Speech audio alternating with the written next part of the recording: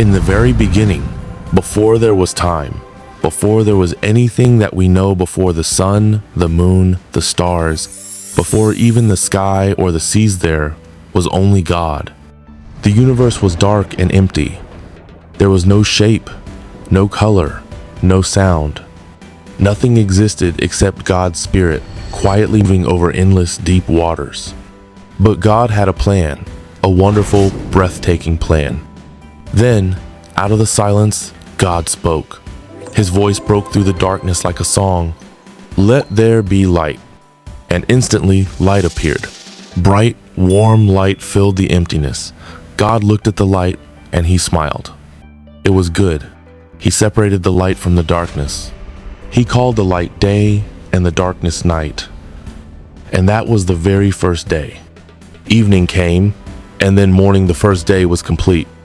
But God's work was just beginning. On the second day, God spoke again. He said, "Let there be a space to separate the waters." So he created a wide open space, like a vast, beautiful ceiling above the earth. This he called the sky. The waters were divided, some stayed above in the clouds, and some remained below. God looked at the blue sky stretching over the waters and saw that it was good. Evening came, and then morning the second day. Then, on the third day, God turned his eyes to the waters below the sky. He spoke once more. "Let the waters gather together so dry land can appear." And just like that, the waters pulled back, and dry ground appeared. God called the dry ground earth, and the gathered waters he called seas. He looked at them and saw they were good. But God wasn't done. The earth looked bare. So he spoke again. "Let the land produce plants, grasses, flowers, trees, plants with seeds, and trees with fruits, each one different." And the earth responded. Suddenly, all over the land, green grasses grew, flowers bloomed in every color, trees stretched tall with fruits hanging from their branches. Every plant had seeds inside, ready to grow more life. God looked at this vibrant, living earth, and he smiled. It was good. Evening came, and then morning the third day. On the fourth day, God gazed up at the sky. Though there was light and darkness, he wanted something more to rule over them. So, he said, "Let there be lights in the sky to mark days and nights, seasons and years." And God made the sun, shining bright to rule the day. He made the moon to softly glow at night, and he scattered the stars' countless sparkling lights dancing in the dark sky. The sun, the moon, the stars, they marked time and brought beauty to the heavens. God looked at them all and saw that they were good.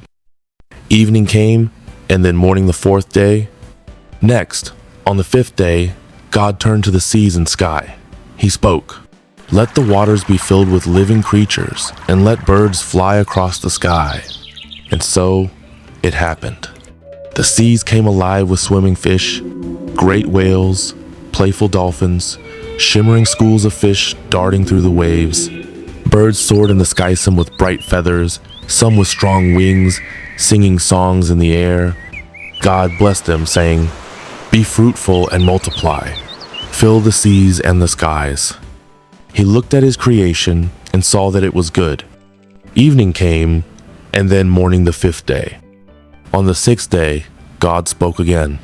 "Let the land produce living creatures, wild animals, farm animals, creatures that crawl on the ground, each according to their kind." And all kinds of animals appeared.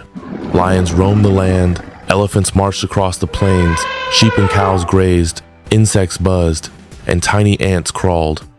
Each one was different, each part of God's design. He looked at the animals and smiled. It was good. But God had one more creation, something truly special. He said, "Let us make mankind in our image, in our likeness. They will care for the earth and rule over the fish, the birds, the animals, all living things." So God formed the first man, Adam, from the dust of the earth. He breathed his own breath into Adam, giving him life. Later, God created the first woman, Eve, as a companion for Adam. She was made to stand beside him, and together, they were made in the image of God, reflecting his creativity, his kindness, his ability to love. God blessed Adam and Eve. He said to them, "Be fruitful and multiply, fill the earth, take care of it. Rule over the fish in the sea, the birds in the sky, and every creature that moves on the ground." God gave them every seed-bearing plant and fruit tree for food. He also provided green plants for all the animals and birds to eat. Then, God stepped back and looked at everything He had made: the sun, the moon, the stars, the land, the seas, the plants, the animals, and now Adam and Eve. It was not just good, it was very good. Evening came, and then morning. So on the seventh day, God rested.